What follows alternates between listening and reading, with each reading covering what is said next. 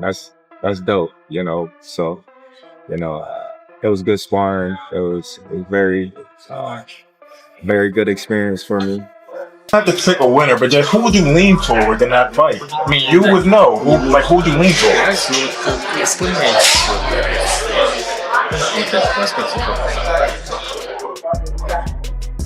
Him, the way we focused on him. The bigger guys training for this, how's that felt? You said a sparring, sparring the bigger guys. Oh, I always spar bigger guys. Yeah. I never spar nobody my size, so that's nothing new.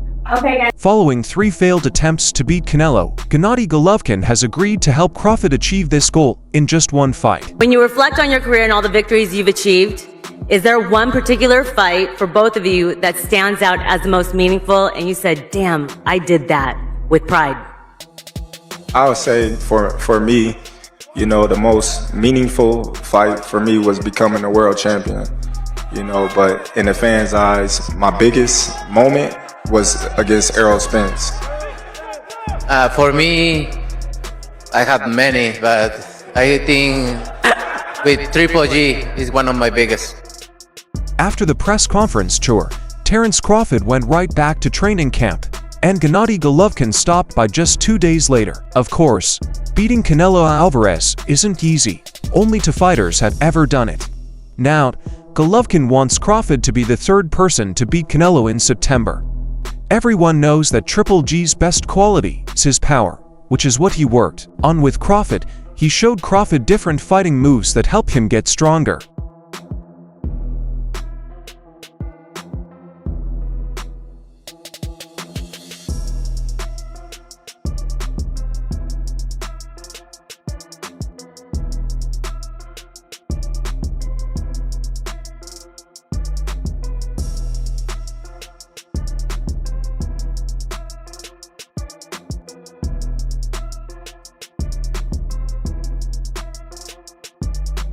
Then he had moments where he chatted with Crawford and advised him about some flaws in Canelo's fighting that may not be clear until one gets in the ring with him. When he fights Canelo Alvarez, Terence Crawford knows that he can't risk his 41-fight perfect record. He also asked Canelo Alvarez's past opponents for help to avoid tragedy. We last saw Terence Crawford in the gym with Floyd Mayweather a few months back. Balls in town, you guys gonna get dinner? I don't think so. Maybe next time. Canelo, can you fill in the blank for me? Triple G is blank. Huh? Can you fill in the blank? Triple G is blank. Even though Canelo beat Crawford twice in their series, Crawford has now turned to Triple G for help. The question of whether their first battle was truly a draw still hotly debated. Gennady Golovkin outlanded Canelo Alvarez in 10 of the 12 rounds, but the judges scored the fight a draw. The outcome of the first fight set the tone for a trilogy, in which Canelo Alvarez established himself in the following 2 bouts. I mean, you don't have to give details. I know you guys are competitive, but what was that sparring like on, fight fans want to know? It was dope. It was dope. It was dope. I appreciate Drake for even, giving me the opportunity to step in the ring with him, I could say that. Crawford wants to know how Gennady Golovkin was able to bother and control Canelo Alvarez, ending in a disputed draw. Terence Crawford and Gennady Golovkin's friendship began when speculations of a likely fight surfaced last year. But here's Crawford's first lesson from Triple G was in Canelo Alvarez's hitting power.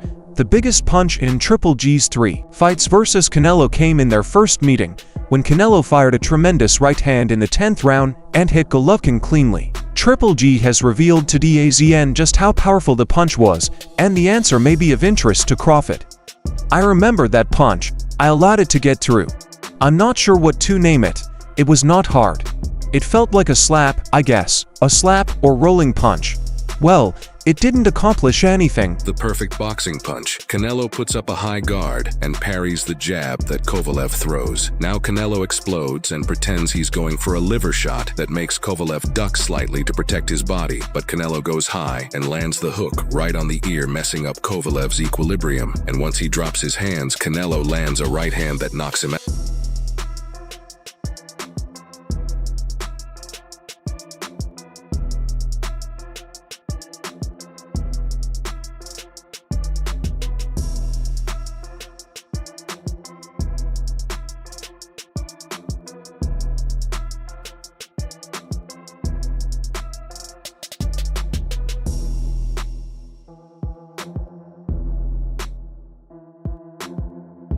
With Golovkin downplaying Canelo's strength, Crawford may feel even more confidence ahead of their upcoming fight. Aside from their chats, Terence Crawford engaged in a short sparring session with him, like he did with Floyd Mayweather a few weeks earlier when the Crawford vs. Triple G match made the rounds. Many people thought it quite suspicious. Some boxing contests are simply impossible to plan, no matter how badly do you want them to happen, as was the case in the scenario where rumors suggested His Excellency Turki Alalshik was looking into a mega fight between former unbeaten welterweight champion Terence Crawford and former super middleweight champion Gennady Golovkin. Да, потому что я скажу так, наверное, во мне вот эта вот страсть к боксу еще пока не остыла. В данный момент у меня 3 пояса в 160, мне надо решать свои вопросы. Ну, я думаю, даже скажу, может быть, немножко громко, я неплохо себя чувствовал, и если вы видели, как я, в принципе, даже не... Triple G 42 never officially announced his retirement from the sport, but following his second career defeat against Canelo Alvarez in 2022, he never returned. He would later become the head of Kazakhstan's Olympic Committee, putting a stop to speculation about his return. Regardless, the Saudi royal recently went on X to debunk the rumors.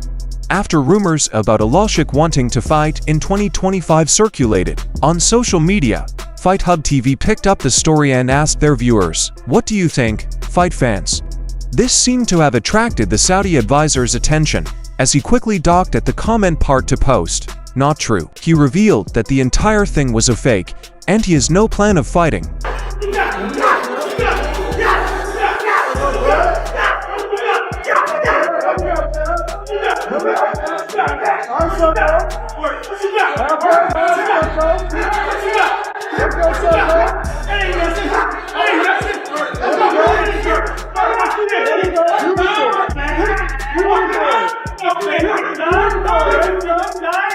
Even after he told the truth about the Crawford Triple G fight rumors, fans couldn't help but share their thoughts on the imaginary fight.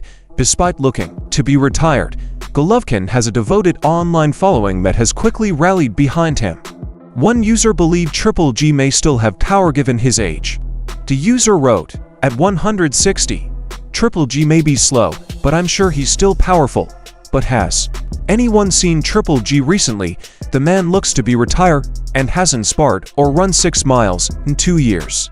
Interestingly, while it does not appear that he will return to fighting, he has hinted at a possible return in several interviews.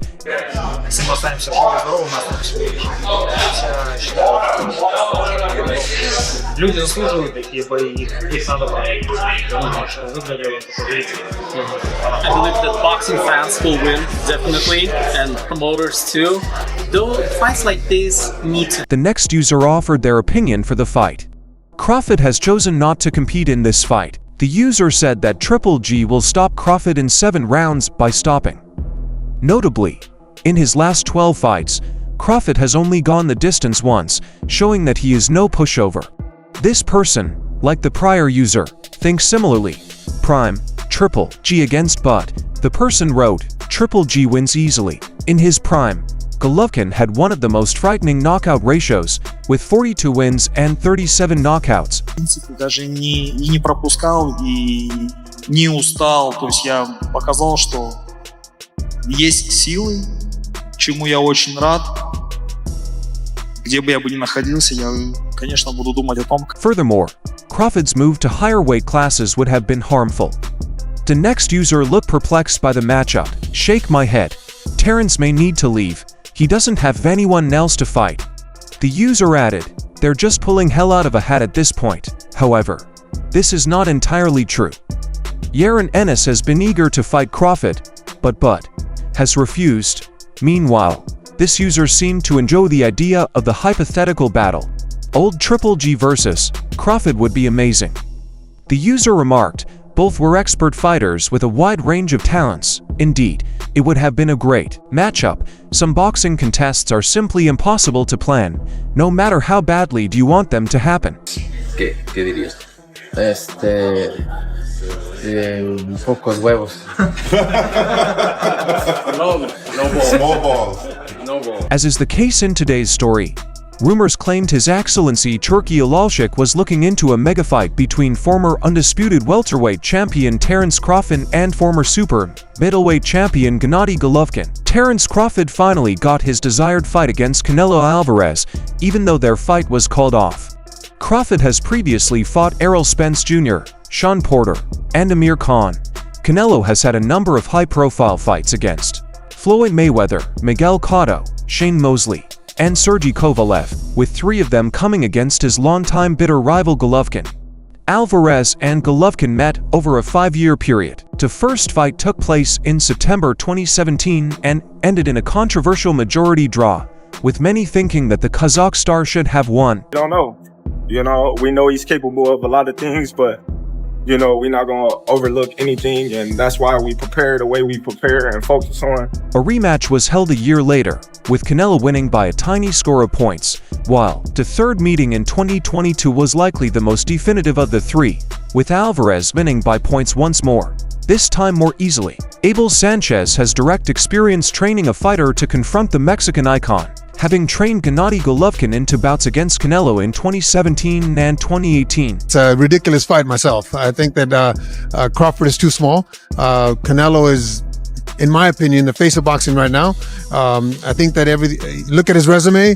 I think it's a good fight for a little while. Crawford's hand speed will, just like when Golovkin fought Kell Brook, the hand speed was evident at the beginning of the fight. But as the fight goes on, Canelo's going to start pounding on him, and I think that the fight ends somewhere between the 9th and 12th round. Abel Sanchez, a longtime boxing trainer, talks with Fight Hub TV about a number of upcoming boxing fights, including some possible ones. Sanchez reasons why he thinks Canelo Alvarez is a step too far for Terence Crawford. When asked about the Canelo Alvarez-Terence Crawford fight, he replied, "Come on. I think it's a terrible fight myself. Crawford seems too little to me. Canelo is, in my opinion, the face of boxing today. Check out his background. I think it will be a terrific battle for a while." Crawford's hand. Kell Brook, the hand speed was clear from the start of the fight, that as the fight progresses, Canelo will start hitting on him. And I believe the fight ends between the 9th, 10th, 12th rounds. I believe that whatever Canelo hits him with will cause him harm. He won't be able to catch him early because, as I have stated, Crawford has great foot and hand speed, and he's a formidable fighter at his own weight. When 54 faced Madrimov in his final battle, he showed that weight does matter. I don't care how much weight he gets or at what level, 168 will make a difference. You really think because of the size difference, he can stop Crawford? Well, absolutely. Absolutely. I think that anything Canelo hits him with is going to hurt him. He won't be able to catch him early because, like I said, the speed and the foot speed and the hand speed. And Crawford's a heck of a fighter at his own weight. 54, when he fought Madrimov in his last fight, showed us that he can't really, the weight makes a difference. I don't care how much weight he gains and how much he does to try to get up to that level. 168 is going to make. Do you have your food? What's been going on, Terence? Talk to us for a little bit. I got somewhere to go, man. Yeah. We follow you for just the time being. Yeah. Hey guys, you guys supposed to do interviews over there? Yep. Terence, I like the way Don't talk to him. Mario, don't I got an interview with you? They haven't told me that. I would love to have an interview. I haven't had an interview with you, a proper interview, in a year and a half. What's up, man? What you What's got? up, bro? Don't hit the pole, man. Yeah. It's a stupid fight, as I already explained. Crawford is a fighter, but he has stayed the same fighter from 135 to 147. He is still the same fighter. He hasn't changed anything to make him competitive at heavier weights. But Canelo did. Crawford has not been destroying his opponents. He destroyed someone who was a shell of his former self. But Canelo is destroying everyone he faces, destroying them. But Crawford isn't. Yes, it's a good money fight, but not a real one. Virgil Ortiz has stated openly that he would like to fight Crawford if he drops back down to 154. If he does so after the Canelo fight, the 27-year-old fan favorite thinks his undefeated streak will end. Speaking to The Ring magazine, Ortiz expected a straightforward victory for the naturally larger man. Just to be honest, I think he's too little. Yeah, he just weighed in at 180. But adding weight and actually being that weight are two different things. Your move up to 154, how much stronger are you feeling? How much better are you feeling at 54? I feel great. I feel strong. I feel motivated. You know, I'm just ready to go out here and do my thing. Yeah. Terrence, tell us about that back and forth with Eddie. Oh, Eddie. Yeah, you look a little heated there. I ain't heated. No? Eddie just be throwing rocks and just saying anything that comes to his mind to make himself sound, I don't know. I might understand if he fought someone of low caliber, but we're talking about Canelo. That dude is. He's been fighting for a while.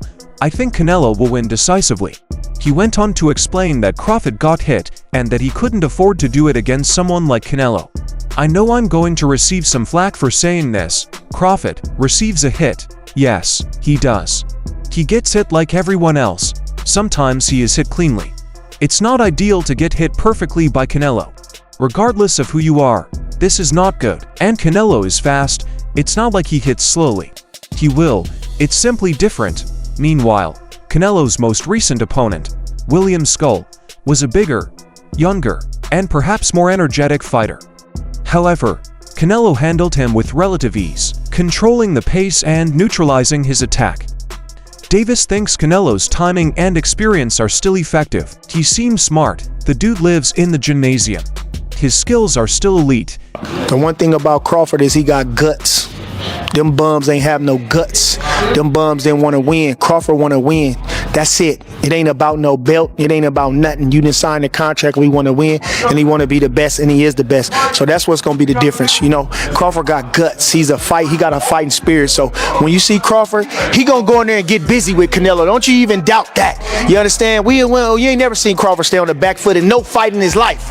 You understand? He the type of guy to go get you. So expect him to go get him. We going to do everything we can to him. We going to do whatever we got to do. Davis thinks Crawford can replicate or even better his lopsided victory over Errol Spence Jr. Crawford is going to make Canelo seem like mud, Davis claiming that the Mexican champion will be unable to find the proper sparring to mimic Crawford's approach. Finally, this fight is more than just a style clash. It's a litmus test for Crawford's supremacy throughout weight classes, as well as a key opportunity for Canelo to silence those who think his heyday is past. While Davis and Team Crawford are full of confidence, the physical demands of the next level, as well as Canelo's heritage, pose major dangers. One thing you can expect is Crawford is going to step to him, because you can't beat Canelo going on the back foot forever. You got to go get him. You got to do something, and he better know Crawford is coming. And when he gets on the inside with Canelo, do you feel he's got the power to hurt and stop him? Definitely got the power, and he got the speed to counter punch, to his defense, to catch punches, to counter punches, and to let his hands go. Crawford got the speed. Alvarez's only two career losses have been to Floyd Mayweather and Dimitri Bivol, and Mayweather's old manager, Jay Prince, thinks Crawford will add another setback to Alvarez's record. The match is scheduled to take place at super middleweight, which means Crawford will need to move up to weight classes after his last fight at 154 pounds. The beast! Wow, the beast! I truly feel that Virgil now is on a different level. Final one from me. What did you say to Eddie Hearn in the aftermath of that win tonight? Oh, good. Just, good fight. That's it. I mean, I think I'm 0-20 now, so... Or no, Eddie's 0-20. I think he's 0-4 or 5 with me, so... It's okay. We're just chipping away. We're going to have losses too. We're going to have wins too. But I think tonight... While Alvarez has the weight advantage, Jay Prince thinks Crawford has the skills to complete the job. Speaking with Sean Zittel, he said, "I believe Crawford will beat Canelo. I am going to put my money where my mouth is. Crawford is one of those guys."